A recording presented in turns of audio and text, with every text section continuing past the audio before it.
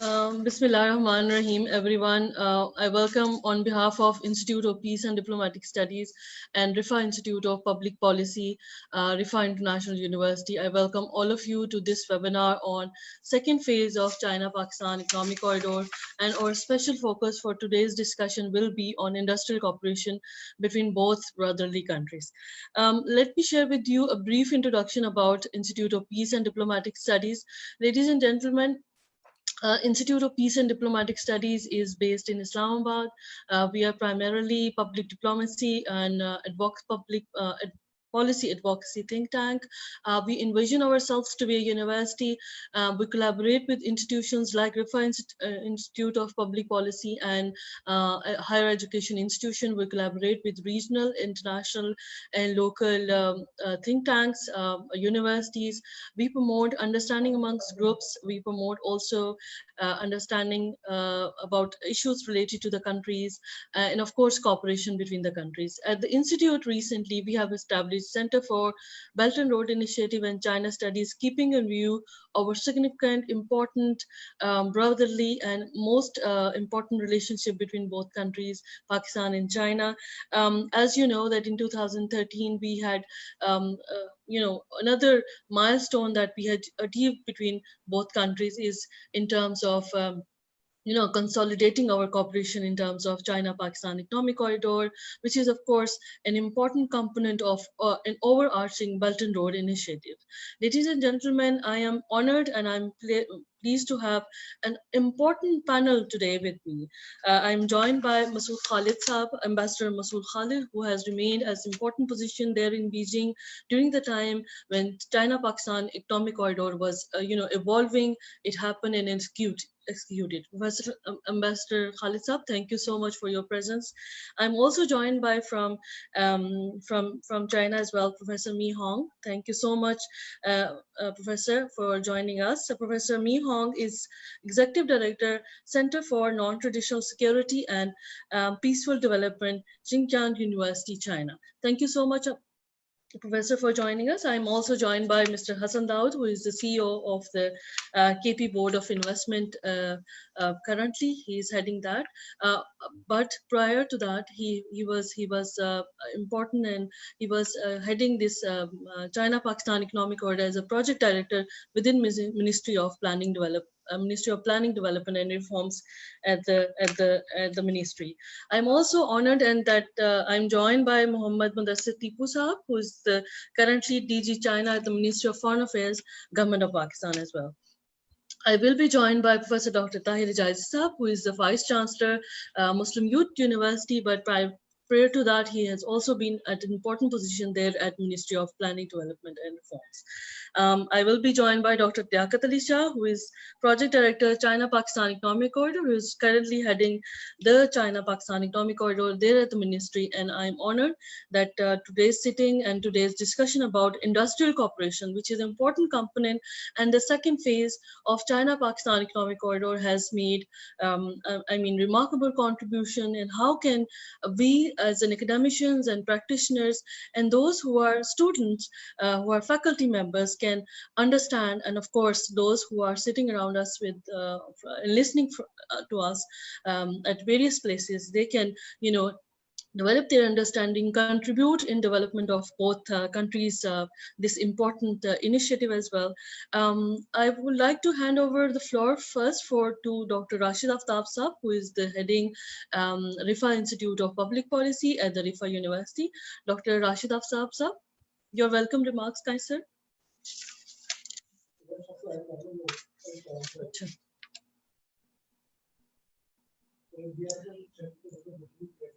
Raj Saab, you have. Yes. Can you? Yes, I can hear. Yes, I can hear you. Thank you, Farhat. Actually, this is an honor for us that a very distinguished panel is available with us for today's discussion. Ambassador Masood Khalid Saab, Professor Hong from the non-traditional Zhejiang University, Professor Tahir Jazi Saab, Vice Chancellor, Hassan Daud Saab, who is one of our regular experts on the various dimensions, CEO, Board of Investment, KPK, Mohammad Mudassir Tipu Saab, Director General, Ministry of Foreign Affairs. Obviously, since keeping with the topic, it has much relevance with the foreign policy as well. And Dr. Liaquat Ali Saab, who is the Project Director currently in CPEC. As far as Faculty of Public Policy of Riphah International University is concerned, what we are doing in our faculty, in addition to our academic and research program, which are of postgraduate program, we also act as a think tank on various national and international policies. We considered and these policies of different nature, whether those are social policies, economic policies, and political within the political domain as well. We think that BRI investment is being used as a means of securing energy supply routes, stabilizing border regimes, and cultivating stronger economic and diplomatic relations with the partner nations. The core purpose of BRI initiative is to establish trade and economic ties in the Central Asia, South Asia, Middle East, and Europe as well. That's why this has become our interest area. So because this will bring this will act as a game changer in the whole region. Since CPEC is an integral part of the BRI, which is aimed at boosting the economic growth of Pakistan while ensuring energy security, development of agriculture sector along modern lines, the establishment of special economic zones, tourism development, human resource development, national integration, and regional linkages, as well as technological innovations. It is estimated about 1.3 trillion US dollar will be invested by 2027 under BRI. So I think this is a kind of this is not a simple project. This is a project which has a long-term effect, as well as it will give a lot of countries in their redefining their alignments and realignments in accordance with their national interest. And now I think I hand over to the Farat to request our distinguished panelists to give their opinion on the various aspects of the particularly focus on the industrial side. Farat. Thank you so much, Dr. Saab. Thank you so much for your welcome remarks, for your overall describing what is happening right now and how we will be moving forward. I would really like to welcome Ambassador Masood Khalid Saab, who has remained as our ambassador to Beijing, and he has remained phenomenal in moving forward such an important initiatives.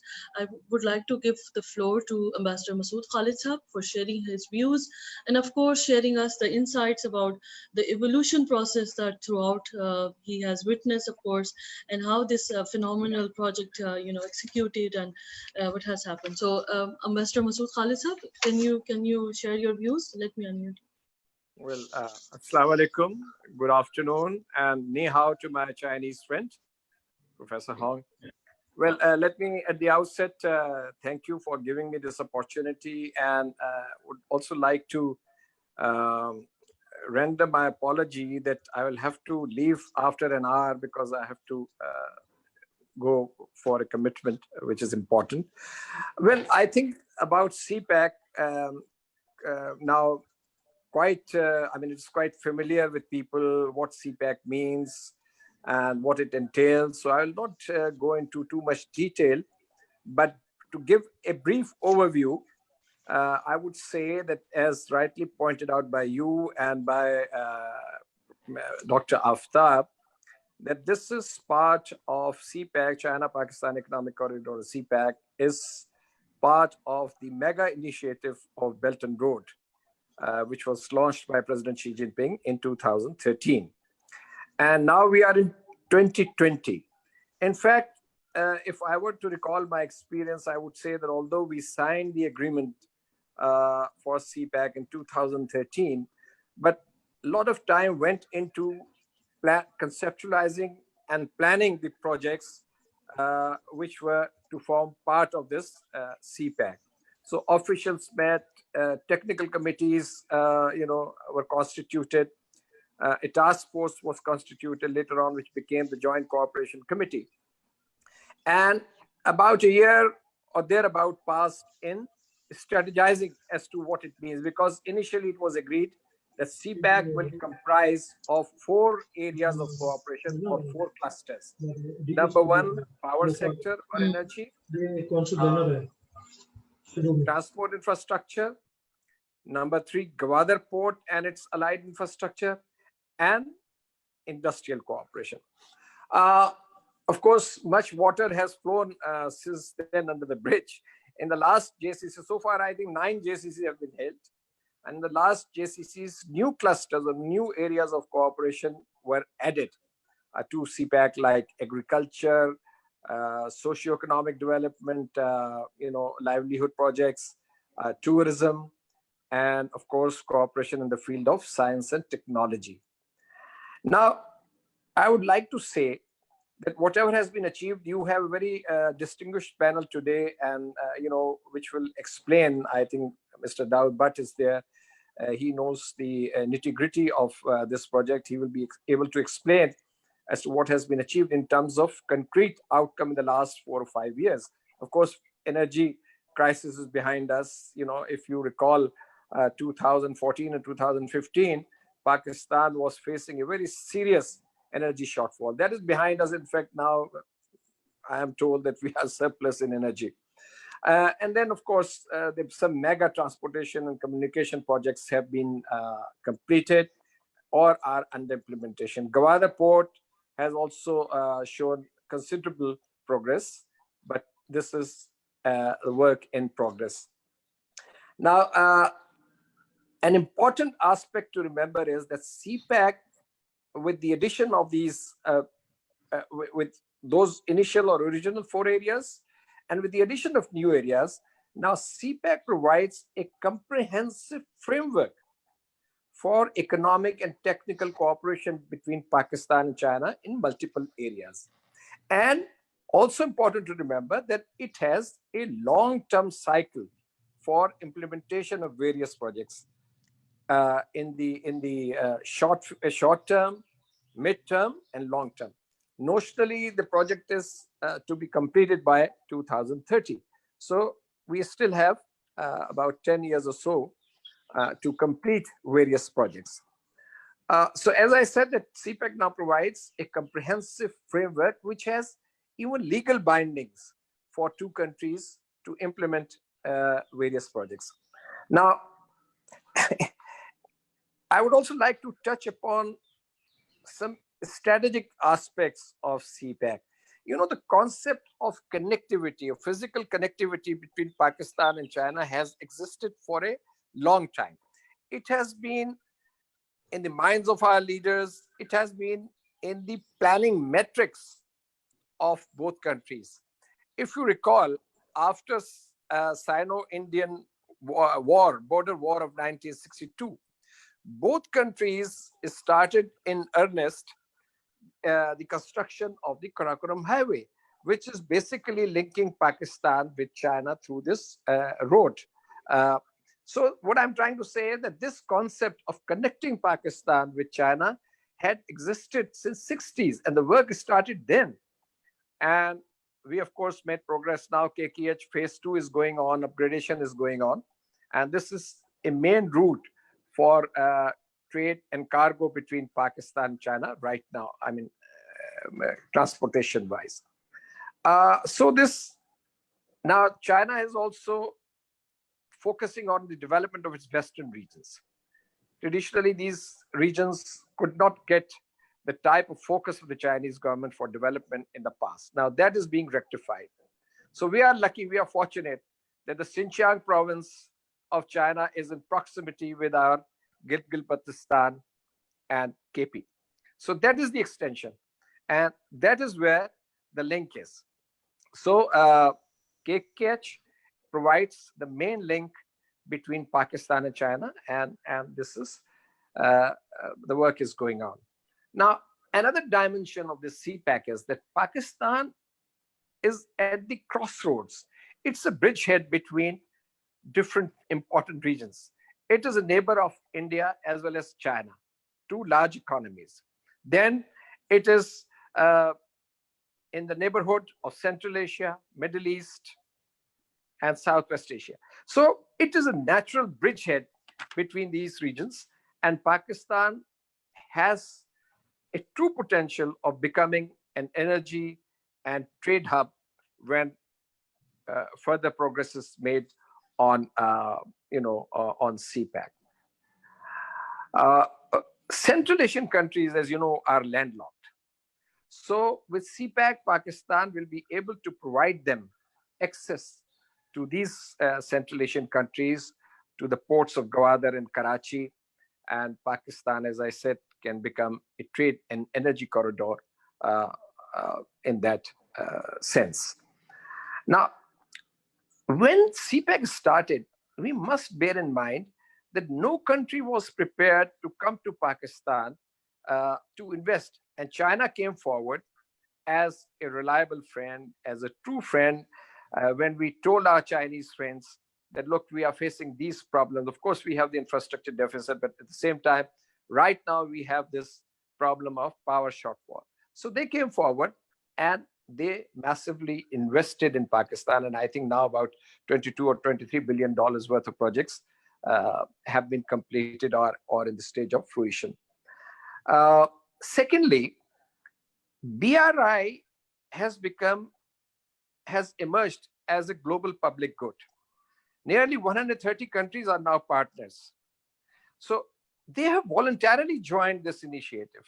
China has not coerced them, or China has not forced them to join.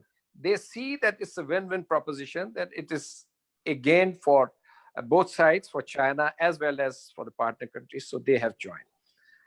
And for CPEC also, projects were started which were our priority. We told Chinese that, look, we need projects in infrastructure, on the infrastructure side, transportation side, power side, Gwadar, etc. And then after due deliberations, these projects were commenced. So as far as China is concerned, of course, China is now the second largest economy, and it needs, for its continued economic growth, it needs new markets for its exports, for raw materials. It needs a stable energy supply. So this is a legitimate, I think, objective with the Chinese foreign policy is pursuing in terms of implementing the BRI project. Another important thing is that China does not attach strings to its assistance. It's a country which comes out for helping developing countries. So this is an important point to remember. Another important point I want to highlight: China-Pakistan economic cooperation preceded CPEC. If you recall, in the 60s and 70s, China came forward to emerge as a major economic partner of Pakistan. And I can cite you some big projects, like I mentioned, Karakoram Highway. Then you have aeronautical complex in Camera. You have heavy mechanical complex in Texla, heavy forge, what is that called? HMC and HRF. Then you have, of course, Chashma nuclear power plants, which are adding to your, power generation, and several other projects. So at that time, BRI was not there. At times, CPEC was not there. But China, as a friend, came forward to invest in Pakistan, to help Pakistan enhance its capacity for industrialization. So those who criticize CPEC, they should remember that several mega projects were completed with Chinese assistance even prior to CPEC. Now, so in BRI, the partner countries, they are getting dividends. In terms of participation, Chinese economic footprint is growing. It is investing. I can tell you the figure of 2017, that Chinese cargo trains reach now European continent, and about 3,000 trains from China went carrying Chinese cargo, and on return brought commodities from that continent. So China is cultivating third world developing countries in Asia, Africa, and Latin America through investments and training programs. It is offering a large number of scholarships to developing countries, including Pakistan. Pakistan is, I think, the largest recipient. When I was there, these were the figures that Pakistan was the largest recipient of scholarships for students. And I must tell you that out of nearly 500,000 foreign students who are studying in China, I think about nearly 55% are from developing countries, and many of them are receiving a scholarship. So this BRI is part of China's foreign policy of peaceful development. I would talk about the world politics. As we all know, it is becoming increasingly polarized. And now this corona pandemic has added new dimension, altogether new dimension to this competition. And I think China-US rivalry is growing, and it's going to become more intense with the passage of time. And I need not go into facts. US is challenging China in trade and technology and trying to contain its rise. And in our region, it's important to remember that US has chosen India to be its strategic partner. Let there be no illusions in our minds that US and an Indian nexus is there. And it is to basically checkmate on China. And also, of course, we have an adversarial relationship. So the fallout for Pakistan needs no elaboration. So this collusion, from my point of view, is detrimental to our interests. So in the days ahead, I think that Pakistan-China strategic cooperation, which has been time tested, and during this crisis also we have seen how we have helped each other. I think this is going to become more important and more significant, and we will need each other. It is fortunate that Pakistan-China relations are based on mutual trust, mutual respect, and mutual interest. And China's foreign policy is dictated by the postulates of peaceful coexistence. It does not interfere in the internal affairs of other countries. That is true in the case of Pakistan also. Both countries share the same perspective on peace and development of this region. We are cooperating in multilateral forums. We are against unilateralism, protectionism, use of force, and hegemony in global politics and trade. So this convergence provides an ideal ground to further cement our bilateral ties. And China, as I said, has been a trusted and a steady friend of Pakistan. I would like to conclude by saying that Cpac is a rare and probably the last window of opportunity for Pakistan to learn from the best practices of China and apply what suits Pakistan's indigenous conditions. No other country, in my view, will be prepared to assist Pakistan in the manner and the scale of China. We can bring about radical change in our economy by implementing projects that have already been agreed upon, and of course, by exploring new avenues of cooperation. And I think we should consolidate whatever has already been achieved, whatever has already been agreed upon between the two sides in terms of projects, and ensure seamless implementation. I mean, this is incumbent on both sides, and move on. But at the same time, it's game changer, whatever name you may give it. But I think CPEC is not the panacea for all economic ills of Pakistan. Okay, it is a booster, a catalyst, an opportunity, and it will give an impetus. But Pakistan itself has to be the real agent of change, and China, of course, can help with the process. So this should be kept in mind. Now, the last point, because your focus is on industrial cooperation, I think other panelists can, extrapolate. But I would like to say that we have made fairly good progress on the three clusters. The energy, transportation infrastructure, and Gwadar is work in progress. So there has been good progress by and large, despite difficulties. And the fourth cluster, which is the industrial cooperation, is a key. Development of economic zones, special economic zones, will be a litmus test of CPEC success, as it will help industrialization of Pakistan, generating numerous opportunities for employment and a technical leap for Pakistan. If we want to become a knowledge economy, we'll have to give priority to economic zones, industrial parks, and science and technology parks. So CPAC should be seen from a long-term strategic perspective. We can't afford it to fail. So we have to be careful of the adversaries, the skeptics, who are deliberately creating through misinformation and disinformation doubts about China's intentions, doubts about CPAC. And of course, you know what India is trying to do. They oppose CPAC, they oppose Dyamir Bhasha Dam. So we should be under no illusion who is our enemy and who's our friend. So let's remain united. China is ready to help, and we should avail this opportunity fully. Thank you very much. Thank you so much, Ambassador Masood Saab. Ambassador Masood has remained as our ambassador to China in Beijing during the evolution process of China-Pakistan Economic Corridor.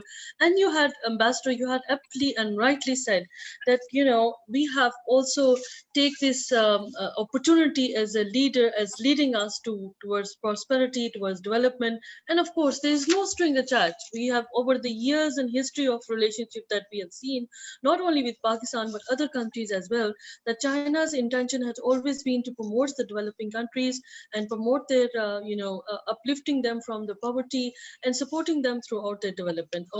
I'm honored that today Professor Mi Hong, who is the Executive Director of Center for Non-Traditional Security and Peaceful Development, has joined us from China. Professor Hong Ming, thank you so much for joining us. The floor is all yours. We would like to have your remarks on the occasion. Hello, everyone. Good afternoon, everyone. I'm Hong from Center for Non-Traditional Security and Peaceful Development, Zhejiang University. Very, very honored to attend the webinar on CPEC Phase 2, China-Pakistan Industrial Cooperation. One of my co-authors is Ms. Qi Ma. Okay. Hi. Okay. Our presentation is focused on investment strategy and social development direction of CPEC. As you know, with the further development of China-Pakistan economic corridor, a large number of population migration will promote the urbanization level and the cities along the road, and it will further drive consumption, resulting in many facilities such as schools and movie theaters. The development of education, health, agriculture is even more important. Therefore, the investment strategy and cooperative development of China-Pakistan CPEC in the second phase should shift from the field of infrastructure to the field of education, health, and agriculture.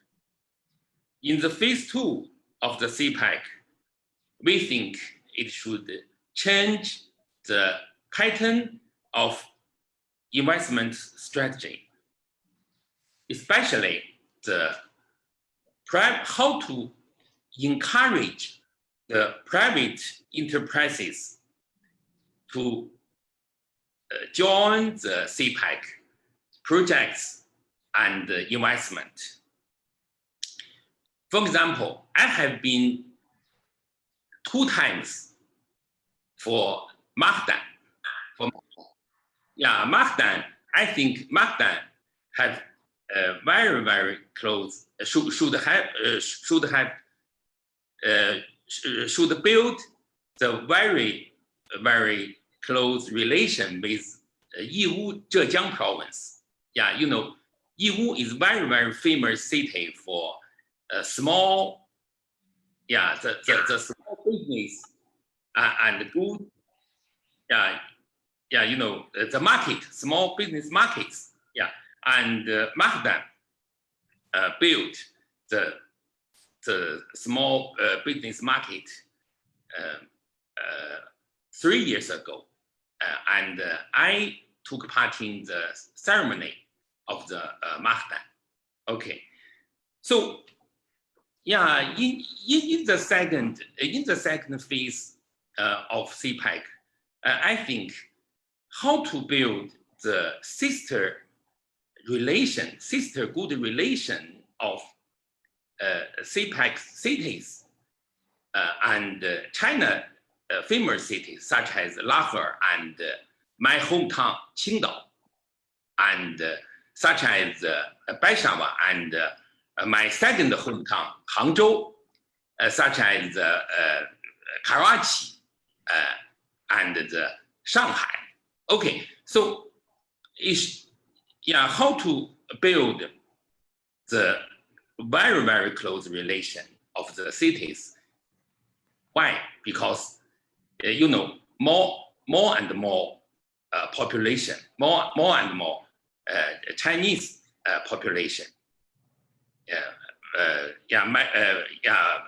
will migrate from Chinese inland to the CPEC of Pakistan. Yeah, okay. So you need to build the more and more primary school and the elementary school and the high school. And I think how to build the sister relation with Pakistan and China's universities and the high schools and the primary schools. Okay, it's very important. Okay, and for example, how to encourage the Zhejiang businessmen. Yeah, you know, Zhejiang businessmen is very activities. Zhejiang, yeah, you know, in China, Zhejiang is the most developed private economy in China. Zhejiang, you know, Zhejiang University is located in Zhejiang province, Hangzhou city.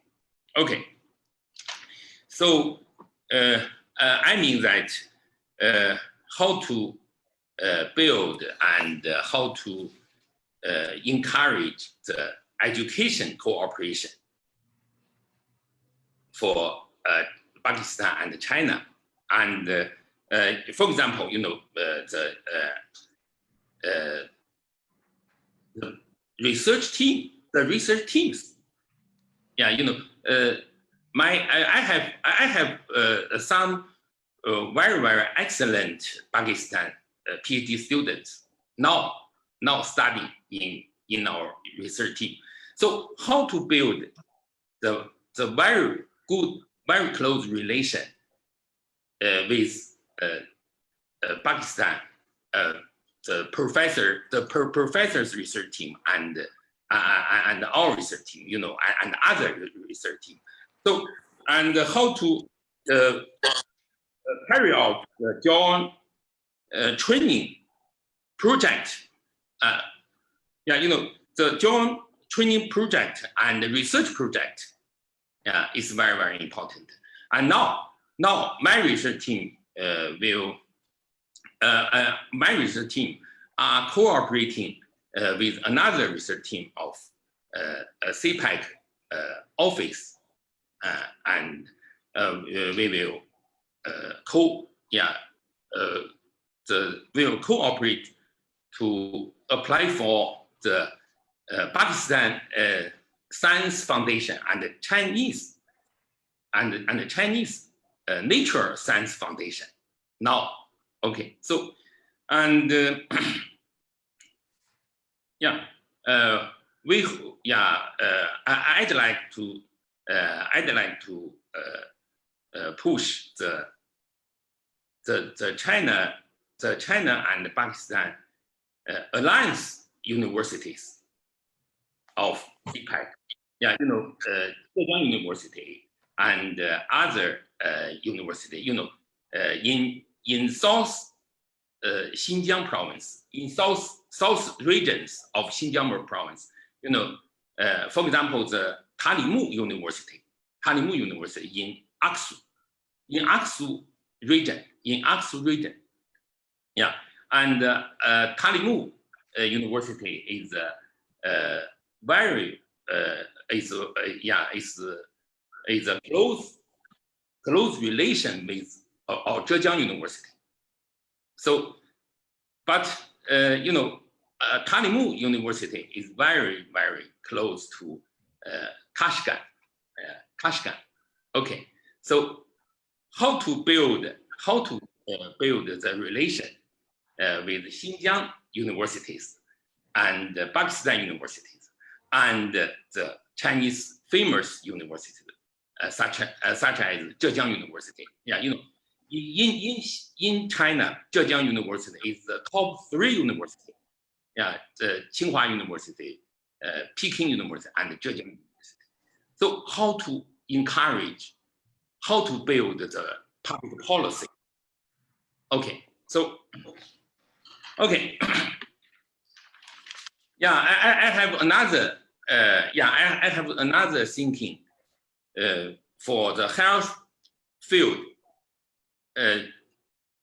How to encourage the private instrument to invest the hospital, and the hardware facility, followed by investment to medical talents of the 2 countries and the 2 cities, such as Hangzhou and Peshawar, and such as Shanghai and Karachi, such as Lahore and Qingdao. Okay, and so on. And for major safety issues, such as COVID-19, the 2 countries should focus on health cooperation in the prevention and treatment of infectious diseases and emergency medical assistance, jointly and effectively respond to sudden and acute infectious diseases and reduce their transmission impact as much as possible. And we also establish a high-level medical and health personal training base. Yeah, training base. Okay, and we also have the cooperation between the 2 countries in the field of traditional medicine. Yeah, the Chinese herb, Chinese traditional medicine is very useful. Yeah, especially in this fighting for COVID-19. Okay. Last, I have another suggestion. We should put forward and we should build the CPEC agricultural insurance co-company.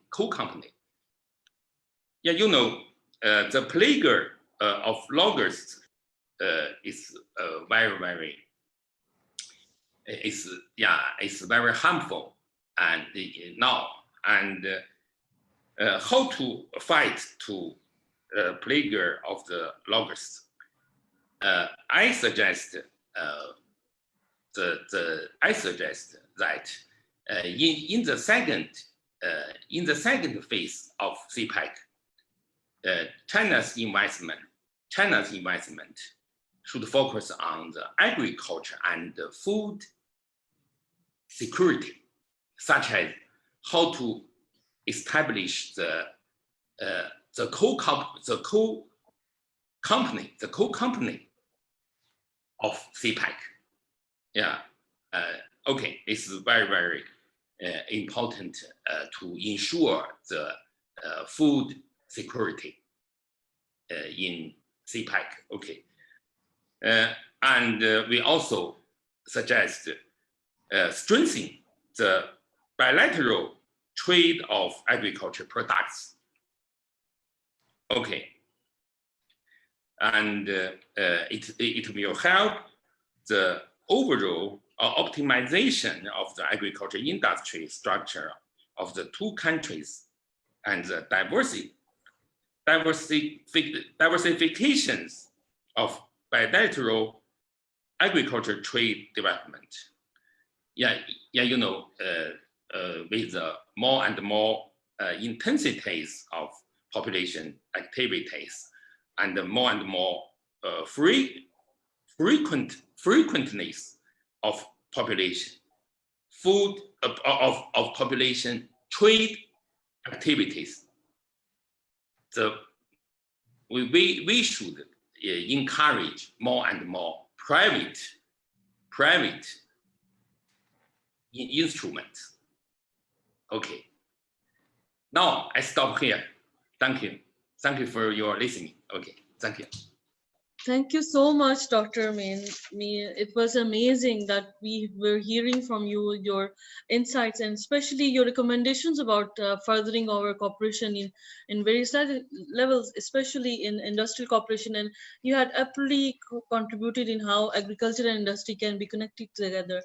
I'm honored that my second panelist, I'm honored that he's here, Muhammad Mudassir Tipu Saab. Thank you so much for your kind presence.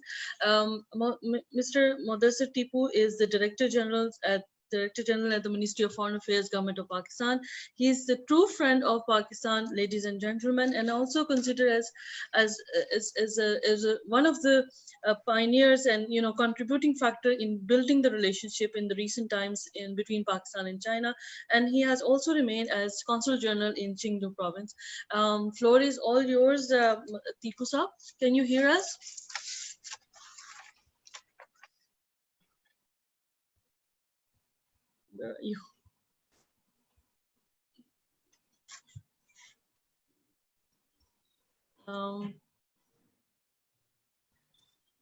Can you hear me? See? Yes, I can hear you. Yes, thank you so much for your presence. Floor is all yours now. Thank you. Yes, thank you. It's a great honor for me to be here, and particularly I have served under the leadership of Ambassador Masood Khalid, and it's great to have him on the panel. And he had been very eloquent, and he has shared some very, very thoughtful experiences of his stay in Beijing. And of course, the professor in Shanghai University has also spoken very eloquently. Can you hear me? Yes, we can hear you loud and clear. Yes. So now a couple of things which I want to tell you. Prime Minister Imran Khan has repeatedly said that completion of CPEC projects is #1 priority of his government. So we have now the whole of government approach, which is extremely focused on the timely completion of the projects. Right now, even when COVID-19 is going on, we are having joint working group meetings through video conferencing. The 9th JCC was held last year. So we are preparing for the 10th JCC this year. And as Ambassador Masood Khalid pointed out, we have addition of two very important working groups. One is joint working group on agriculture, and the other is joint working group on science and technology. Now, both agriculture and science and technology are critical components of industrial, productivity, industrial cooperation, and industrial expansion. And recently, a lot of discussion is taking place between the ministries of agriculture of China and Pakistan. And we hope that once we are over with the COVID-19, the Chinese experts can come to Pakistan, visit the sites, visit the universities, and help us expand our industrial base, our agriculture base. And one more thing which I must highlight here is you must have known that for the locust, to fight the locust, a lot of Chinese assistance has come, and we're really very thankful to the Chinese government that they have done that. 3 aeroplanes came. The last aeroplane was sent, I think, about 6 or 10 days ago. So, once we're going to effectively deal with locust, then of course our agriculture productivity is going to enhance a lot. And on CPEC, I can tell you that, when in the last JCC, the people from NDRC had visited Pakistan, and I was traveling with them. And then I asked them that, how do you view the success and development of CPEC in Pakistan? And something they shared with me is very profound. They told me that China has been, pursuing projects like CPEC with many other neighboring countries, but CPEC is the best performing project so far. So you can imagine that NDRC has a very clear appreciation that despite the enormity of the project, CPEC is envisaged to continue until 2030. And of course, after 2030, we will have a new stage of evolution of the CPEC. But currently, the long-term projects are going to be completed by 2030. And we have only gone past about 6 or 7 years. From 2013, only 7 years. And in these 7 years, building these mega projects is a stupendous and huge task. For me, the most important contribution of CPEC, apart from economic development and what Ambassador Masood Khalid has so remarkably highlighted, I think the learning curve of Pakistan has improved a great deal. Our teachers, our professors, our industry, our agriculturalists, our engineers, our technicians, they have been going to China, and the Chinese have been coming to Pakistan. I was consul general in southwest of China, and hundreds of Chinese companies from southwest of China are investing in Pakistan, and their engineers were regularly going to Pakistan, their technicians, and similarly, many big Pakistani companies were coming to Chengdu, and Shanghai is the industrial hub of China, and then of course Guangzhou, and then many other cities. Chinese embassy told me that last year they had issued about 100,000 visas to Pakistanis. So once such a large number goes to China, then of course, their experience really amplifies and magnifies and diversifies. Similarly, when a lot of Chinese projects are being completed here, they are going to impact Pakistan's economy in a much larger and much broader way.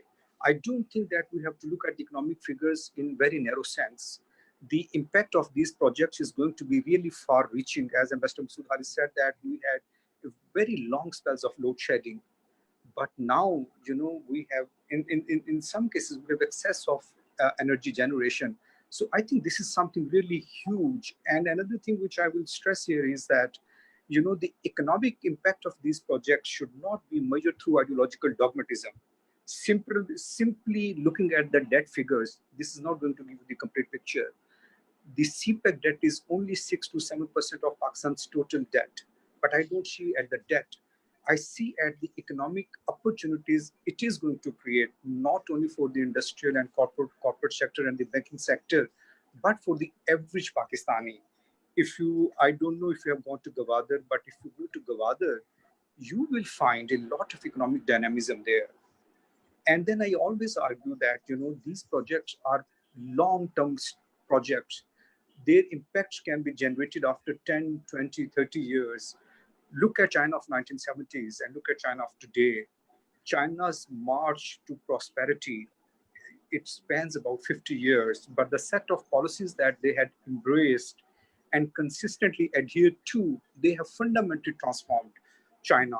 So for Pakistan, this is extremely important to deepen its cooperation with China, not only in industrial sector, but of course in infrastructure, energy, socio-economic development. And I must tell you that we have a joint working group on international cooperation.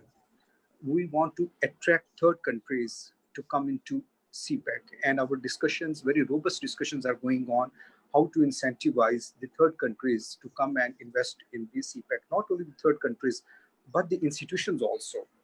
And then we have identified 9 SEZs. The pace of development may be a little bit slow. We may have to gear up, but the fact of the matter is that, we have identified. So we have identified the special economic zones, and we are doing a lot of consultation work with China. So once those special economic zones are going to be created, and of course they will be created, it's only a matter of time. And I think we have to give credit to our policymakers also. In past several years, the capacity of the government institutions has really enhanced a great deal. Go back to 2010 and look at today's Pakistan. I think there has been, you can notice huge change. Even look at your own university, your own think tank. It is having a very vibrant discussion with the Chinese, with the Pakistanis, and it is going live on the Facebook. About a couple of years ago, you could never imagine that. So partly this is an indirect contribution of China-Pakistan economic corridor. It's not only economic corridor, it's an idea. It's an idea to connect the people and the two countries and regionally. And CPEC is the flagship project of BRI. And in BRI, there is a great interest of more than 70 countries because it is the most progressive and the most liberal project, which is driven by economic opportunities and win-win cooperation. And once, let's say, conceptualize the Pakistan of 2030, where we have most of the CPEC projects which have been completed, then imagine the kind of Pakistan we will have. And from there onwards, our access to Middle East, to Africa, to larger markets, and then deeper cooperation with China, China's industrial investment in Gwadar, in Karachi, in those areas. This is going to be a huge benefit for both countries. So I am very, very optimistic about the future of CPEC. And during the times of COVID-19, Chinese engineers and technicians are coming to Pakistan on the important projects, and they are following all the health protocols. So you can see that, the kind of sincerity that exists between both governments. And since, as I've told you, that these are long-term projects, some are spread from 3 to 5 years, some are spread on 8 years, some are spread on 10 years. So, we have the means, we have the capacity, and most important, we have the will, to complete them according to their timelines. And thank you very much. I will be brief. Thank you. Thank you so much. This was Mudassir Tipu Sahab, and I can hear you when you're speaking. Your heart is all beating, not only as Pakistani but you're Chinese as well. It's passion that has been witnessing many people who are around me and students, faculty members. You can see that how Mudassir Tipu Sahab has contributed, and you can see that volume coming on. And of course, you had aptly said that we need to capitalize whatever the opportunity we have right now, especially students, faculty members, people who are in the industry, who are looking after the policies as well, so that and of course we should not be underestimate ourselves, as we are working, we are continuously building ourselves, and we should not be unhappy. We should be happy that whatever we have achieved with our partners, we have friends, brothers from and sisters from China, we should be building on. My floor is now, I would like to give floor now to Professor Dr. Tahir Hijazi Sahab, who is a very wonderful friend, of course, wonderful friend of China, and he is currently heading the Muslim Youth University. And prior to heading this university, he was also serving at a very important positions, heading different universities as well, and was part of the plan, as a member of the Planning, Development and Reform as in the ministry. Professor Dr. Tahir Hijazi Sahab, floor is all yours, and you can share your views. I hope I can see you and I can unmute you. Where are you? Yes, thank you. Assalamu alaikum. Yes, floor is all yours, sir. Thank you very much. Thank you, Farhat, and thank you, Dr. Arshid, for joining this Institute of Peace and Riphah University Public Policy Wing.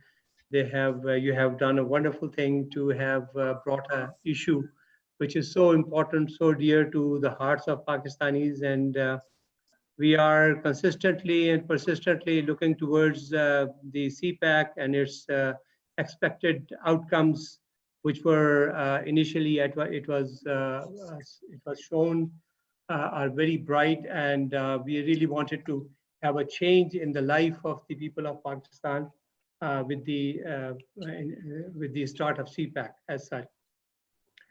CPEC, started in 2013, and it's something is very interesting that CPEC is not especially the corridor part of it, just the passage part of it is not one of the first project in the world.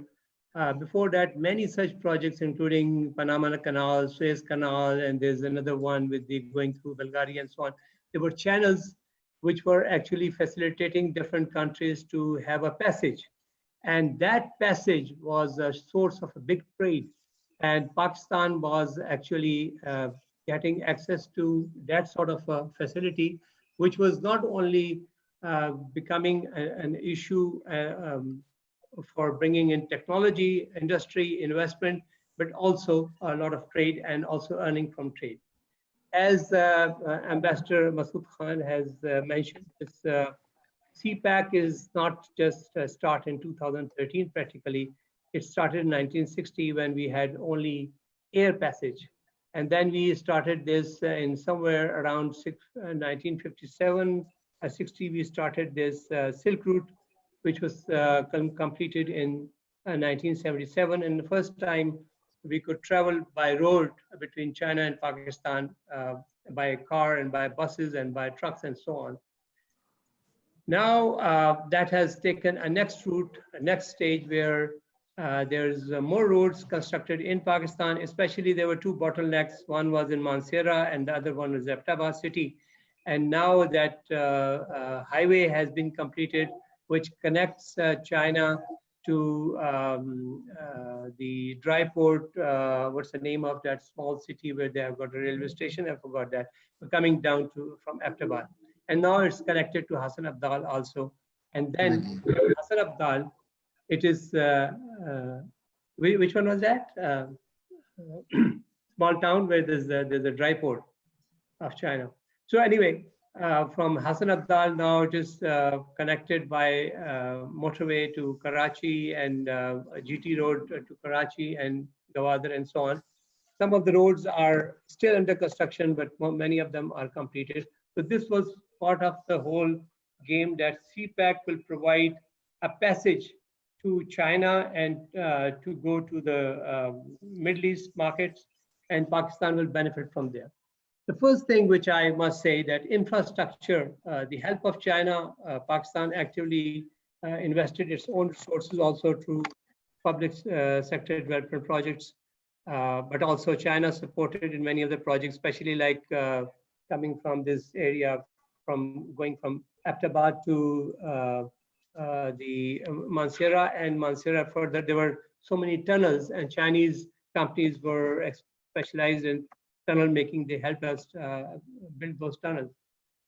Now the Cpac is actually, by having that collaboration and cooperation, we have started a big infrastructure projects in Pakistan.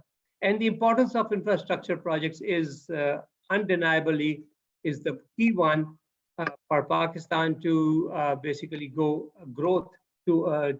faster and to have higher GDP. First, so you take the case of Malaysia in 1989 to 99, when they had real difficulty in economically, they focused on infrastructure development and their GDP growth went up to 8%. Similarly, China in the couple of decades back, when they were tension with Americans and they were going down, they started investing heavily on infrastructure, and they actually pulled up the economy as such. So development of infrastructure in Pakistan is very important, and that is what we started with it, and I think we should continue with that to have the economic development. And with the existence of Cpac and the corridor and the trade route, this infrastructure will be most effectively being utilized. Now you see that the infrastructure is not only road, it is also China has provided a project to connect Beijing with Islamabad and the rest of the country by fiber optics connection, internet connection. Similarly, that has helped a good banking system to be established with that. And that has also given the passage to go for SEZs, those 9 industrial states which we have planned to do that. And the most important thing is that this whole scenario is creating a confidence of investors in China to come to Pakistan and to be able to invest in various industries and to join hand with Pakistanis investors.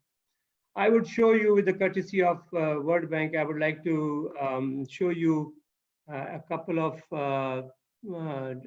sort of slides which will basically help you. Sorry, this is not the one, which will help you understand that how. Sorry, wait a second. Let me.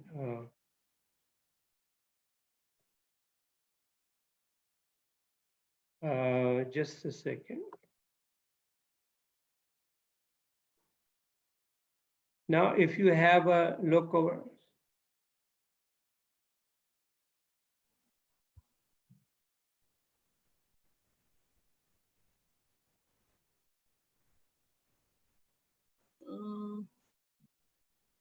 Okay. Yes.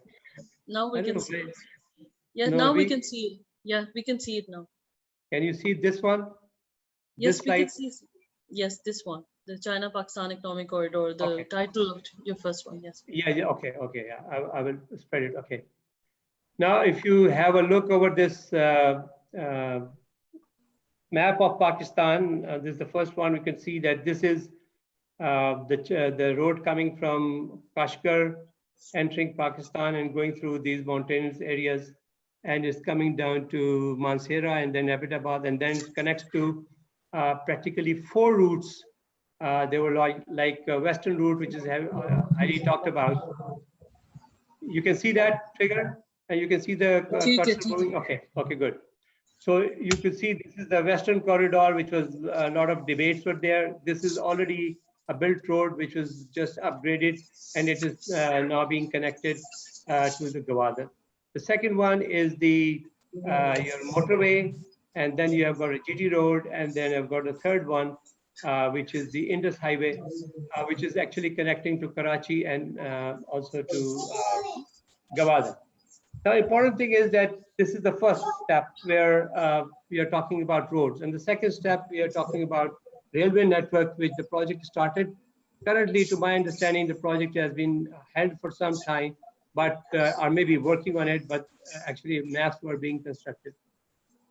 Now you see that the study which was conducted by World Bank, they highlighted that when I was the part of that team of the project, that if you look at that in 2016, this project started giving employment. 2017 and going up to, this is projected that the employment will go up to 1.6 million people will be getting jobs through Cpacs, which is with the projects which is already being conceived, which is already in the process. And you can see what, if you have a look over this on the left, this pie chart, you could see that there are about 17 major projects completed, and these 17 projects include the energy projects. And as Ambassador, His Excellency Masood has mentioned, that in 2013 we were under heavy load shedding, and now we have taken over, and now there's no load shedding in Pakistan mostly. And these 17 projects, which was solar projects, which actually contributed to almost 300 megawatt, the wind project, which has contributed about the same, and then we have got coal projects, and then we have got hydel projects, and these all projects combined has contributed 10,500 megawatt of electricity, and our deficiency has taken up, and partially it is somewhere it is surplus. And this surplus was especially generated so that industrialization process should go on. So infrastructure, when you're talking about infrastructure, this is one thing fundamental to provide electricity for the industrialization process. There are about 19 projects which is under construction, and one of them is a big hydel dam in AJK, and there are another 56 projects which is under considerations we are going to do that. Now, if you look at that, the job creations and its impact on regional basis, and these circles will show you how many jobs were going to be created in 2022 in these areas. And you will be surprised to know that some of the most backward areas, like in Quetta and this Sakar and desert area, there was a huge number of jobs, about 411,000 jobs were created for the people of Pakistan through these CPEC projects, which is, I hope, will be as the projects will go on. And if you look at that these projects were, the blue one is the energy projects, the purple is the infrastructure projects, the green is the Gwadar projects, and this light green is actually SEZ's projects, 9 SEZ's projects, and yellow are other projects. So in that sense, there is so many different sort of projects which were supposed to be coming up through CPAC. Now, finally, whenever I have delivered a lot many seminars on CPAC in various universities, especially the audience from universities were of the view, some of them actually raised the question that CPAC is like a all India company, which will come in and have their own political design. But this was repeatedly, and it was mentioned by the government of Pakistan, the previous minister also, and the present government also, that China has no design of expansion, and that's what is understood there. And actually, it's a China Economic Corridor is actually a project which is beneficial to both China and Pakistan. This is there are a lot of benefits for Pakistan, but if you look at that, I could not show you the map of China here, but in north of Pakistan, China, Western China is again a landlocked country, landlocked area, and the manufacturing done in Western China, which was last year, it was about $20 billion worth of exports were actually manufactured in Western China. So these products have to travel all the way to about 3,000 to 4,000 kilometers to go to the Beijing and other ports before they get on the ship to be taken to Europe and other areas. Now, from here, if you look at this map of Pakistan, from Kashgar to Gwadar, the distance is only 2,400 kilometers. So by the traders of Western China, this is a very short route.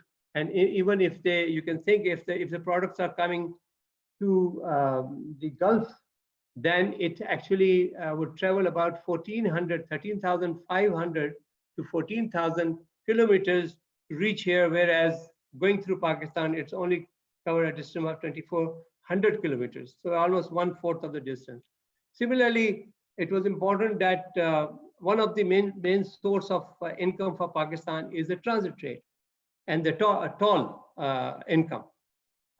What we estimated when I was working with the Planning Commission for 3 years ago, we found out that the amount of oil goes to the Western China. If there's a very small portion of that, about 1 million barrels go through Pakistan, the toll income coming from that alone will be about 500 billion rupees per annum.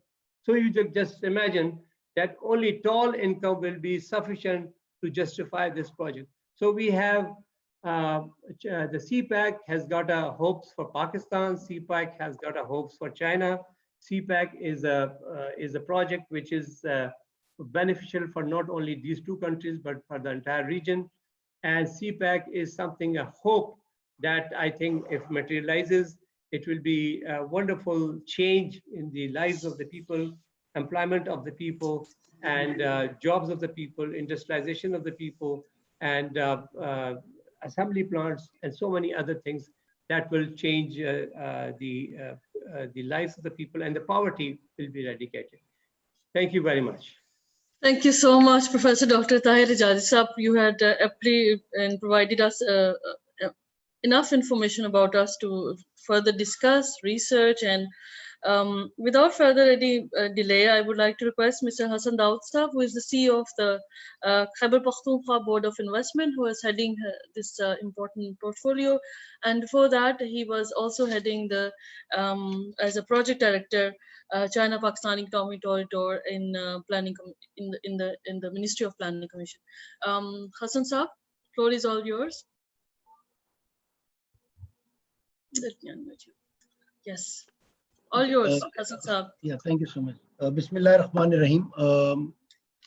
First of all, I would like to commend your institution for getting the right kind of group together for discussing the Belt and Road initiative and also its impact on Pakistan. I will not waste more time in discussing the history of Cpac.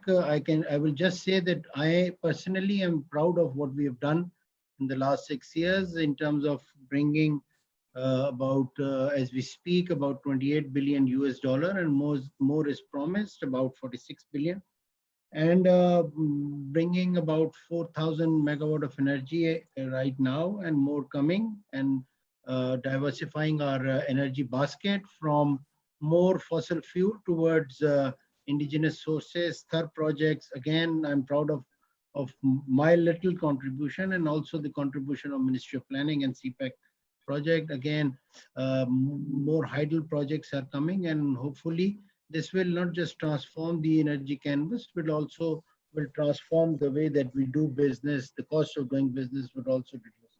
With this background, I've written a lot about the energy debt notion that is widely spread. As we speak, the total loan that we have is around 6 billion US dollars, and that is also around 25 years with about 7 years of grace period. That puts no burden on the overall GDP in terms of GDP to loan ratio.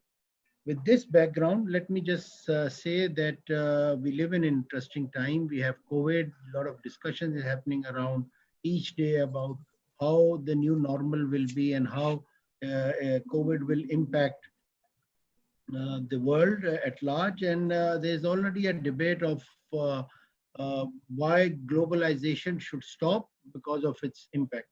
But with this, my point, and I'll try to structure my short talk in terms of how BRI actually helps developing countries like Pakistan and also brings regional development at the forefront. So I would say that I think globalization has brought more people out of poverty than any other concept that the human race has had, and that has profoundly impacted the way that we do business. We need to first understand the pillars of Belt and Road Initiative. When it talks about people-to-people interaction, it talks about seamless trade, it talks about policy synergization. You just can't have different policies while you move along the Silk Road. And COVID has actually demonstrated that this is the right time for countries like Pakistan, which is seeking foreign direct investment, to actually deregulate, bring the right kind of incentive policy so that we can attract the investment flow that the BRI promises. When I spoke to the former chief economist of World Bank and is now the dean of Peking University, Mr. Justin Lin Ifu, he told me that we are expecting about 85 million worth of jobs industry relocation happening. And now I think with the US trade war and also with COVID and the risk mitigation efforts that enterprises, especially the multinational enterprises, I think there will be more relocation happening. So Pakistan on its part should be ready to embrace and brace the impact. Embrace in terms of its positivity and brace in terms of the narrative that the West will bring out. We're already combating the narrative of debt trap and how would it impact. So we should be at this point ready to prepare ourselves for something new against BRI in the post-COVID environment. And this I would leave to academians who are in this group, especially the ones Mr. Hongmi and from Riphah, to actually now structure a better narrative for BRI in a post-COVID environment. I think in the past 5 years, I was lucky enough to participate in both the Belt and Road Forums in 2017 and 19. And I was very happy to see Pakistan at the forefront. And that was first time as a professional, I saw Pakistan getting the kind of attention that we really deserve. So now it's the time for Pakistan to actually tailor our policies and policy frameworks, incentive packages, and prioritize. It is very important now, when COVID will settle down, the financing may not be available as it was available in the past. Things would change. And that would actually impact first the infrastructure projects and perhaps then the energy projects. I think the projects that would still remain at the forefront and should remain at the forefront will be cooperation in the agriculture sector, cooperation in healthcare, cooperation in trade and finance facilitation. You see, when this cross-cultural projects happen, there is a lot of friction that comes in terms of policies, because China has its own way of doing work. We have our own way of doing work.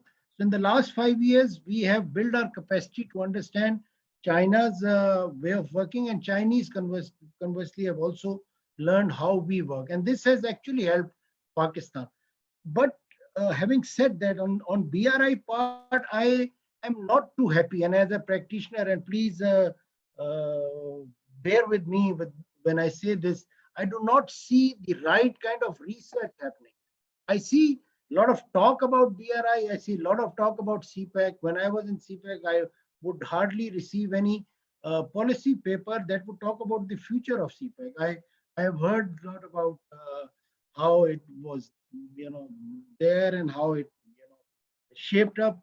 But now is the time, and I would request Riphah and your institution and the others to actually look in the post-COVID environment how BRI would shape up. So I've just, while we were discussing, I've shaped few recommendations, and I would like to highlight those. First, I think we should focus now on disaster management as part of BRI. This is extremely important in a post-COVID environment, and I think more challenges would come or will be created for BRI. So I think A, disaster management, B, public health, C, the financing sector. And in terms of financing sector, till to date, the financing on BRI projects has been through Chinese financial institute. I think when Mr. Mudassir Tipu spoke about third-party participation, I think we should also look at third-party financing participation also. China cannot keep on financing the requirements of developing countries. They have their own domestic requirements. They have their own, agenda to political as well as development agenda to fulfill. So yes, they will continue to support countries like Pakistan and those who are partners in BRI. But we should also look at third-party participation in the financing, especially in the shadow of uncertainty that we have in the post-COVID scenario. Especially at a public level, I think we need to work on this. We also need to lastly work on, and this is besides the areas where we have, I think we should also now look at tourism, because that has a quick micro economic impact. I think we should look at tourism within the BRI framework. Let's stop going towards West. They are now becoming museum. I think we should explore new avenues and places like Pakistan and like so many beautiful places like China. So Chinese tourists can come here, we can go, we can tailor our tourism policies and SOPs in the post-COVID scenario, and let's pick up our tourism sectors. And on part of Khyber Pakhtunkhwa, I would be happy, Mr. Hongming, that you could encourage Chinese investors to look at the mines and mineral sectors in Pakistan, also look at tourism, and also look at agriculture. These three areas are now our priority. We have natural endowment. And when you do business in Khyber Pakhtunkhwa or in Pakistan, that means that you're doing business in Afghanistan and Central Asian Republic. We are a natural link for that. So I think you should explore this thing. Last, I will end this. I think we need to because, and I said this earlier, but at the cost of repetition, we need to work on the public perception of BRI and CPEC. We have fought this battle of narrative well, but now in a post-COVID scenario when regional integration and globalization comes under attack, BRI would also come under attack. So let's not be a punching bag, and let's prepare well before time, so that we can accrue the right kind of benefits that BRI promise. And based on my own research, based on my own experience working for last 6 years with BRI and CPEC, closely with China, I think there's a lot we can achieve if we prepare well. Last thing for Pakistan, we need to prioritize our projects, just not bring a big basket of requirements. We need to prioritize phase-wise and then address that priority well, so that China knows that what are your prioritized sectors, and they can actually put money and support there. Thank you very much. Thank you so much, Hassan Daud Saab, for the wonderful and excellent recommendation, of course, and providing us, food for thought for everyone who is sitting around the table, who are listening from not only from Pakistan, from across the world also, and those people who are, the students of the universities. These are food for thought for you as well. That how can you learn from the experiences? How can you, further enhance your participation, especially in industrial cooperation between Pakistan and China, and how can you learn from the Chinese experiences because of their own strength in building their own industrial base, coming out of the poverty, building such an enormous economy, and leading the world right now. My last and my important speaker, who is Dr. Liaquat Ali Shah, who is currently heading China-Pakistan Economic Corridors desk. He's a project director of China-Pakistan Economic Corridor at the Ministry of Planning, Development and Reform.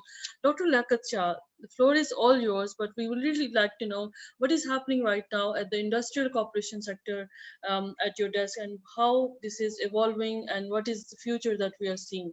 Of course, during the discussion, there are a lot of questions has been asked in our chat box. People are asking a lot of questions, and those speakers who had completed their talk, they can also respond in the chat box as well, while I'm giving the floor to Dr. Liaquat Ali Shah. It's all yours, sir. Thank you so much for joining. Thank you and good afternoon. And I also welcome all of the panelists. Basically, the panelists spoke high up the BRI of the CPEC and for the right reason. And I personally have the same opinion. So I think much has been talked about CPEC, and today's forum is about industrialization. So some of the good suggestions were also floated by the panelists about the industrialization, about the industrial development, and about the other aspects of the CPEC also. So I have some opinion about about the industrialization process which we are going to take under CPEC and beyond also. So because we talk about industrialization, it has become sort of a buzzword, and because we have spent so many hopes from the industrialization, because we want to generate employment through industrialization in Pakistan. We want to promote our exports. We also want to substitute our imports and technological upgradations and foreign exchange earnings, so on and so forth. So there are so many objectives we have attached with industrialization. I think at this stage, if we have so many hopes, I think we should first put our strategies, our approach to industrialization to test, to whether we are going to succeed or not. Because we have done industrialization experiments in the past, and now we are doing it through CPEC, through ECZs also.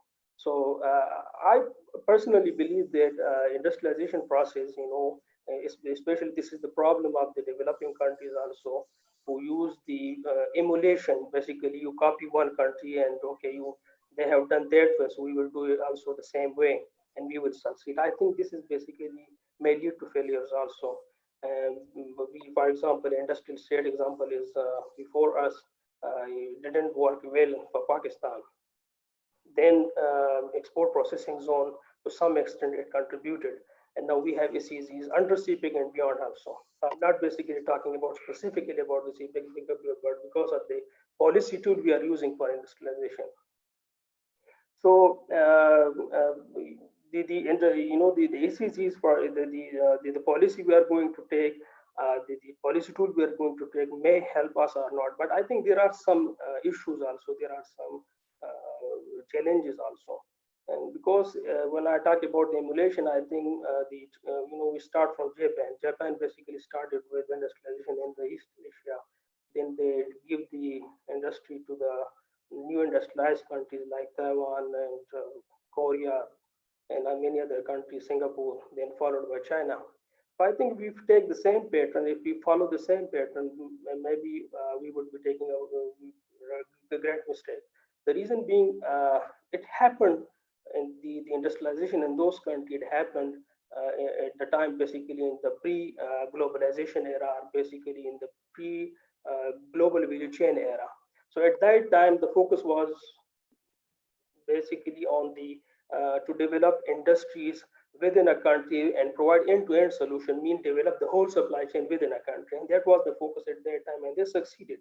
But after 1990s, the globalization started. The transportation. There are so many factors basically that did the industrialization, and one factor was the transportation cost diminishes, the transportation infrastructure developed very well, trade barriers diminish, and the same time the ICT, information and communication technologies also help. So these technologies in these development basically had the globalization era, and then started the JVC era. So now, if, for example, if we say, okay, we'll take the Chinese example. So the China started in 1978 with the opening up, and they started ECZ in 1981, and several ECZ were developed afterward, and in the following years, they were spread to the rest of the country also, especially along the coastal area. So at that time, they also followed the same pattern. But here in Pakistan, but the good thing about China is why they sustained the industrial development because they assess what's happening all around. So when the globalization started and when the JVC started, they basically focused their policy toward the JVC, and they basically integrated the JVC concept in their industrial policy, and that's why they are successful as of now. But in Pakistan, I think what we are going to do and what we have on that front, basically, we have provided to some extent, but we are lacking a little bit on that front, and we have some challenges to cope with, because simply ECZ development, simply demarcation of land, and then providing a legal framework and asking investor to come and settle, and definitely will have issues and will have challenges also, because that would not be sustainable, I mean. So I think we have to look at the whole picture and develop a comprehensive policy, and also integrate the GVC concept, the GVC, and most importantly, the Industrial Revolution 4 also. Basically, we are talking about the fourth industrial revolution. So that should be taken into account, and then we come up with a good policy and then proceed. So there are basically challenges, and there are some research need to be done to come up with a good and right policy. Because the problem is, if you implement a policy right now which is not good, maybe the implication of that policy, or basically the result of that policy, would basically be sensed or would be assessed a few years down the road. I think we don't have the luxury, of the time, because we have already lost a lot of time. So I think this time we should approach this problem of industrialization under BRI, under CPEC, judiciously. And about the JVC, because I'm focusing more on this concept, there are challenges also to the JVC, especially in the post COVID-19 era. There will be challenges for that also. because people now, we talk about the globalization, but what would be the future of the supply chains in the post-COVID-19? Most people, they are focusing now on the localization also. So there are the problems, but we have to look at that. We have to scan the situation all around, and then develop our strategy, devise a strategy, and fine-tune it accordingly, and then go towards industrialization. One important component about, sometimes the people, they say, okay, what's the role of the state? Sometimes they talk about, okay, it's a B2B. I think it's definitely industrialization is a B2B thing. Firms come, they invest, but there is a role of state, and that should it should basically play that role. There are so many roles for the state. One is a facilitator, is a regulator, is a producer, and is a buyer also. So as a facilitator, definitely we are good on that front, because we are talking about the enabling environment.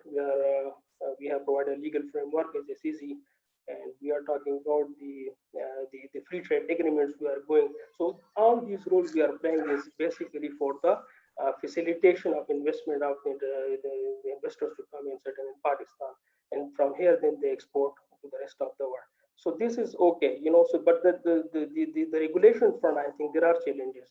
And the first and foremost challenge is basically the quality standards, the compliances, to the international norms. They are very important, especially even for the investors are important, because normally the people buy from those, procure or purchase from those companies who have basically these compliances now. So I think in Pakistan, that aspect has not been touched very well, and there should be further digged out and should be explored.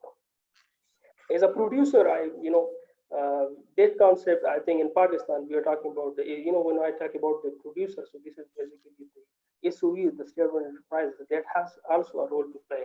Under CPEC or under BRI, I think we don't talk much about the SOEs. We talk about, the government definitely we implemented some project in infrastructure, energy, and Gawadar is more for city also. We have done some projects, but in industrial side, the industrial cooperation, the UCVs has not been taken into account. That should be basically considered as well, because China SUVs, they have a very good example. They have done very well over there, and they are basically investing abroad also. And so many companies here in Pakistan are just even beyond CPEC, they are mostly SUVs. So I think in Pakistan, we should learn from China through BRI, through CPEC, how basically the SUV can be run and can be made a profitable organization.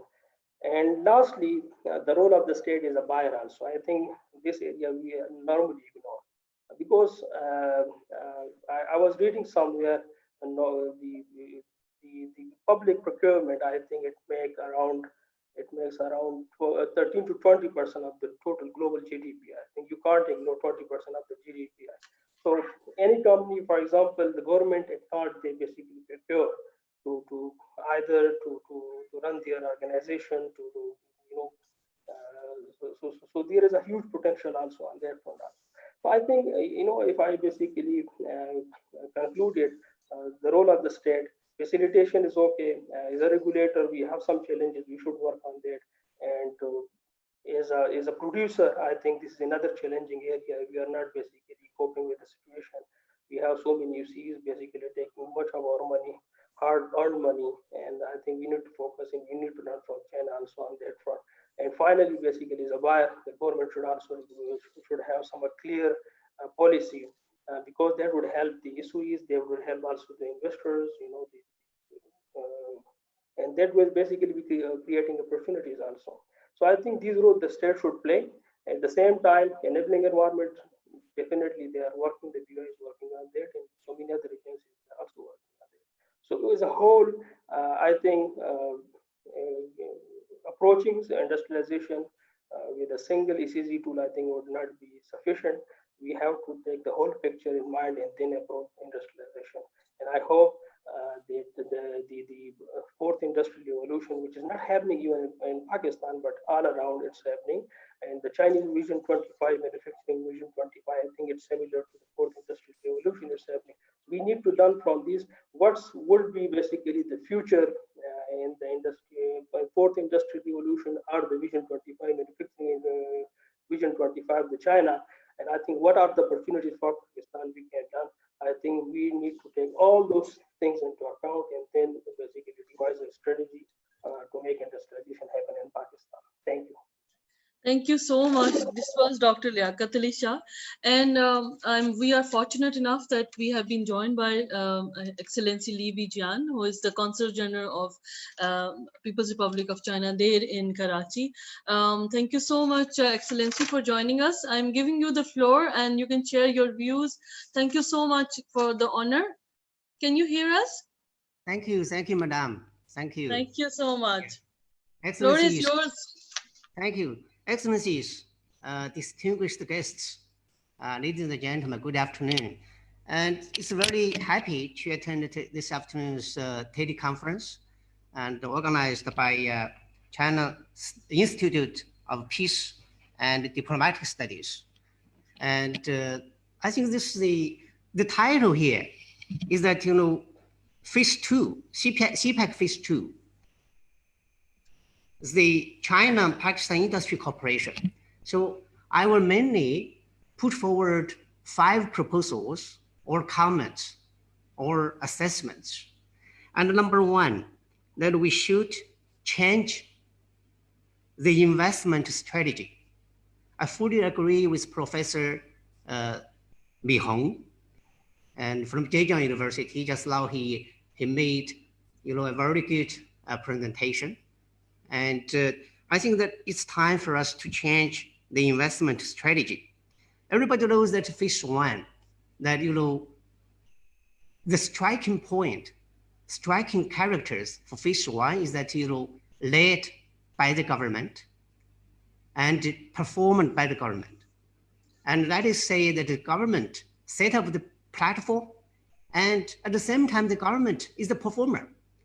But when it comes to the second phase, and government was still leading, but let's give the performance, let's give the platform to the industries, especially the private industries, to perform.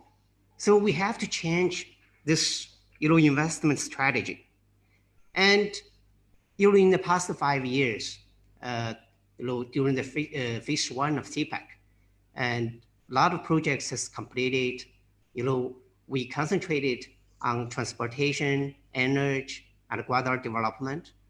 And I may say that now that all these things are ready. We have the electricity, we have the roads, very good roads built. And now we are ready for industrialization of Pakistan.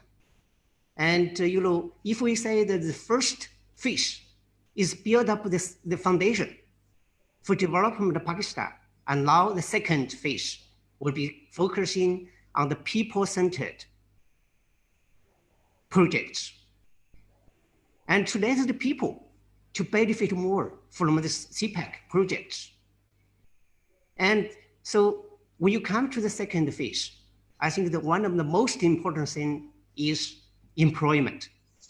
We will have more employment to let the people, especially young people, to benefit from CPEC, to change their fortunes, to give them a future. So I think that you see this second phase, one of the most beautiful thing is the employment. We should try our best to have this Pakistan's industrialization and to create enough employment. So we have to change this investment strategy. My second assessment is now that you see the whole world has been impacted by COVID-19. And this pandemic has changed greatly the production chains, supply chains, and the value chains. And so does the projects here in CPEC. They are all more or less impacted. So the effects are obvious. Number one, that is labor. The supply of labor is not, inadequate. Secondly, the supply of spare parts, raw materials, machineries are delayed. And so all these things And how do we, under such kind of situation, especially in the past few days, and experts across the world are talking about that COVID-19 will be with us maybe in a long period of time. It will not go. Even the vaccine comes up, vaccine is here, and the forms are keeping changing. And so it will be a new normal that will live together with COVID-19 for a long time. And then how can we address the effects of the COVID-19 on the implementation of the projects for phase 2? We have to have a clear understanding and come up with solutions on how to solve these problems. My third point is that if you have an industrialization, if you open up industry park, now we're talking about a few free zones, special economic zones. Here in Karachi, we're talking about highly about Tapiji, and in Gwadar there is the free zone. Okay, there are some others in some other provinces. And when you're talking about these special zones, and as I said, that the private players, the private enterprises will be the main and key players for the second phase. That is investment. How can the investment come? How can we attract the investment? Just allow Mi-Hong, Professor Mi-Hong introduced a lot about, there are so many private companies in China. They are rich, they have the money, they have the technology. But how can we attract them here? I think that is come to my third assessment. That is security. Security is very important. If you don't have security, the investment will not come. So security must be addressed, must be dealt with strenuously, and provide a secure investment environment. So this is, I'm always talking about this one. This is very important.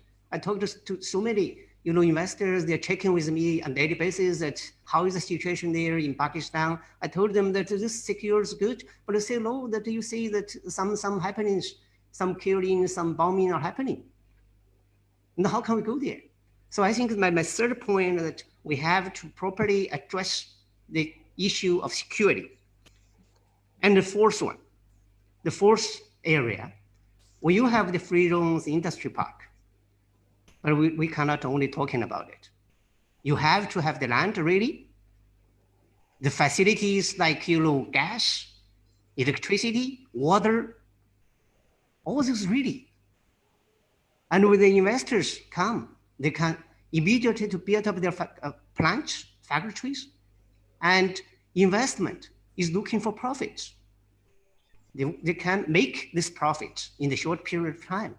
So if all these facilities are ready here, and I believe that the investors will come. The last point and proposal is that the government, from the Chinese side, also from the Pakistan side, especially the federal government, should put forward a number of preferential policies to welcome the investment, like tax rebate and some others. But right here, I want to make another point. That is, on the 14th, just the day before yesterday, I published one article in the local newspaper, Business Recorder, that is, take the advantage of RMB to build Pakistan economy. RMB, especially under the effects of COVID-19, so many countries now are using QEs, quantitative easing, to change the economic situation. That is the major countries are doing that. But for middle power countries, small country, how can we deal with the situation? Because this kind of floods, the floods of QEs will bring a lot of turbulence. and uncertainties to many countries, especially the economy of Pakistan. How can we be, ready to face the challenges? And I think I call upon the Pakistan side, especially the financial institutions, the enterprises, the public, to come up with the idea to expanding the use of RMB, Chinese yuan. And in this way, you can invest, you can attract a lot of investment from China. So I just, that is currently the utilization of RMB here in Pakistan is only 10% of committed one. And up to now that, both sides has the swap agreement, currency swap agreement. The total amount is 20 billion RMB, but only 10% of this amount are utilized. So I call upon the federal government, especially SPB, to come up with some preferential policies. Especially, we can have some pilot projects in the free zones, the special economic zones, to let the prices to keep their RMB, without the approval by SPB, and to keep the RMB and utilize this, and they can. And we also wish that the Pakistan side can issue RMB loans to the companies, to the enterprises. And so that is this one.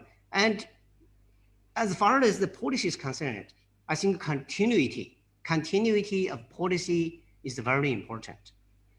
One of the successful story of China's economic development, one of the secret is that the continuity of policies.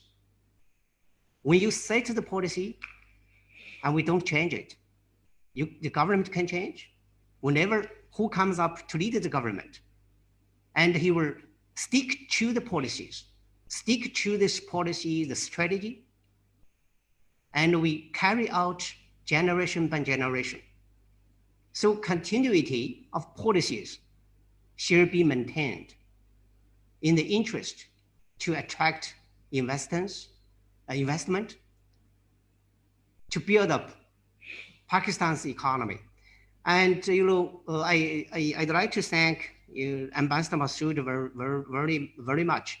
And he make a point, very good point, that the Cpac may be the last window of opportunities for Pakistan. Please do not miss this window. If you lose this window, and I don't think these opportunities will come again. So thank you very much. Thank you so much, Excellency Vijayan. We are honored that you had graced the occasion and shared your views. These are excellent remarks and, of course, proposals. We need to, strengthen ourselves by this opportunity to lead with this opportunity, and of course our students, faculty members, practitioners, policymakers, and those people who are listening to us will be rightly looking at the conversations that we had today, and of course look at the proposals and suggestions that they had made. Thank you so much for your kind presence. Dr. Rashid Afsab Sahab, now the floor is all yours for the wrap up and final conclusion remarks. Thank you. I think, Farhat, since we don't have any time left, so we just all the questions with you and just coordinate with the relevant experts so they can provide their answers, forward those answers to the panelists. Yes, exactly. So we are almost yes. Achha, let me summarize the whole session. First of all, obviously, much thankful to all of the distinguished experts. Ambassador Masood highlighted and gave a historical perspective of the Cpac and various projects on the Cpac, whether of the three levels, whether it's a medium-term level, short-term level, or the long-term level. He highlighted the relationship between the Pak-China And this is not a CPEC which is emerged somewhere in 2013, but it is a much deep rooted in the 60s and 80s as well. So the potential, there is a potential of energy and trade hub for CPEC BRI. All the countries have the salient feature of this project is that all of the countries have joined this project on a volunteer basis. So there is no obligation on the part of any of the country. It is in their best interest to join these projects.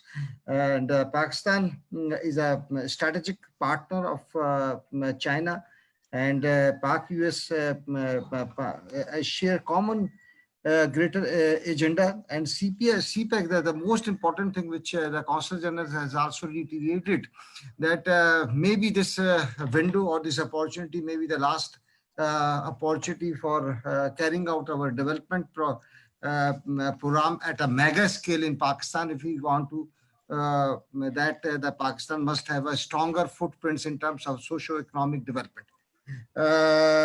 Professor Hong, I mean, he spoke about the urbanizations and the investment strategies in terms of the second phase.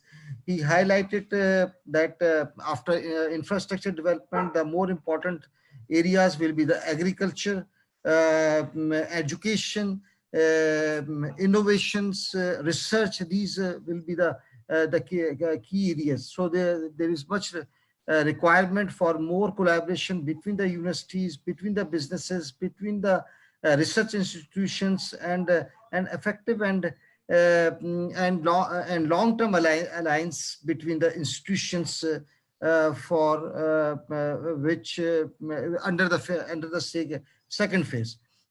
So the focus areas may be the agriculture, food, and the more private sector to be engaged in the CPEC through the private partnership, or maybe a public-private partnership as well.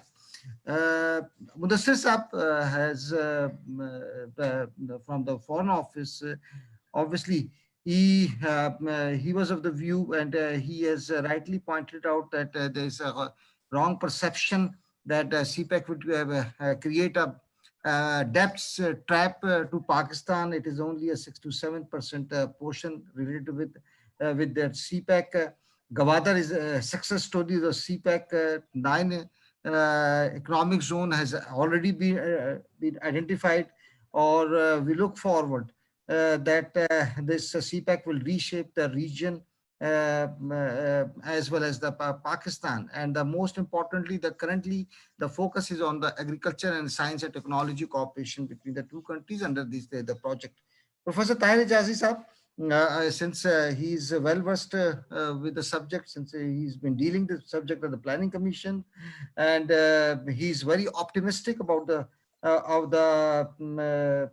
CPEC. He highlighted that there is a potential exists that the socio-economic development will be achieved by implementing the CPEC project, and the outcome is tangible.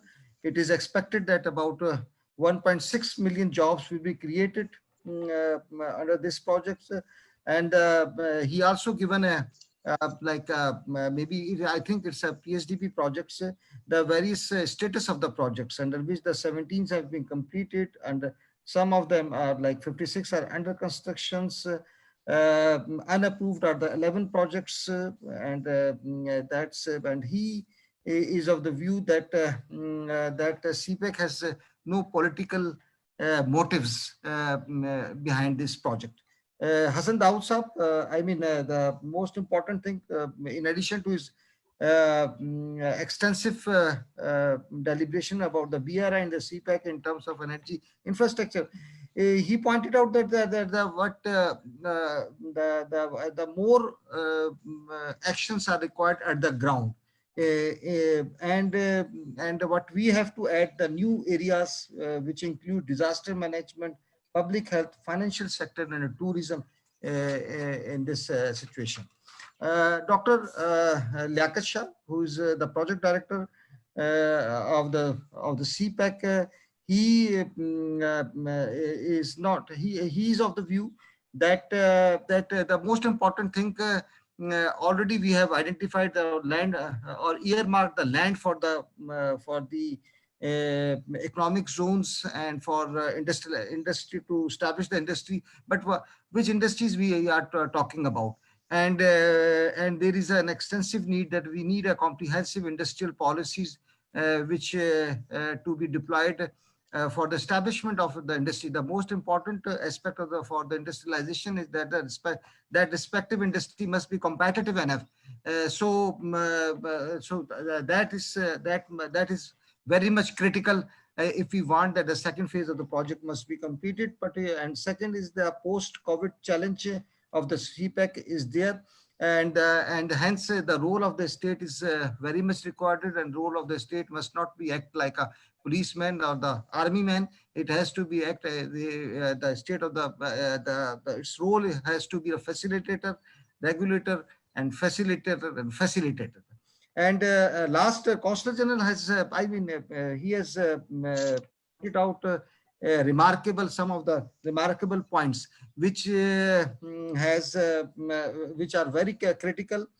He pointed out there is a requirement for change of the investment strategy of the CPEC, which means more private sector oriented private to private partnerships. The COVID impact required us that the whole value chain of the whole business value chain has to be revisited. Third point which he highlighted is the security environment in Pakistan, and which is very critical. And all the, if we are asking about the foreign direct investors or the Chinese investor to come into the Pakistan, whether that place is ready for the investment or not. So all those facilities are there or not. Last and not least, he pointed out the continuity, which is a very, I think, a fragile area of Pakistan, the continuity of the government policies. Once government goes, another government comes, the whole paradigm changes. And this is not not in the best national interest of Pakistan. So we must develop a comprehensive national charter for CPEC, in which all the political parties plus security agencies must endorse that charter, so that it doesn't matter whether the one government comes or other governments. So that's all from my side, and thanks to all. Thank you so much, Dr. Saab, for your comprehension and your complete overview of what has been discussed. Thank you so much. I'm honored that today I've been joined by Excellency Li Bijan from Karachi, who is the Consul General of Embassy of People's Republic of China there in Karachi. Hassan Daud Bhatt Saab, thank you so much for your kind presence and sharing the thoughts. Professor Hong Ming, thank you so much for your kind presence. You joined us from China. I mean, this is the beauty of technology, that we all are together here. And of course, Dr. Tahir Jazi Saab, thank you so much for your kind presence. Mudassir Tipu Saab, thank you so much. Of course, your passion, your work that you have been doing in building relationship between Pakistan and China. Dr. Yaqut Ali Shah Saab, of course, your presence at such an important position. And of course, Ambassador Masood Khalid Saab, who has been instrumental, who has seen the evolution of China-Pakistan Economic Corridor. And those students and faculty members and people who are listening to us right now, they must be seeing the passion that all these dignitaries have shared with us. One thing is very important. There are a lot of questions has been asking in the chat box as well, and there are a lot of question has been asked. One thread which is common in entire conversation that we had today is that we need to be very optimistic. We need to build our own capacities. Of course, countries like China, they have their strengths, industrial strength, they have their agricultural strength, they have their education strength, they have the knowledge strength. They had built it and they are ready to share, and they are moving, 10 steps ahead to share with people, countries like Pakistan. And this is also same to all the other countries which are engaged with Belt and Road Initiative.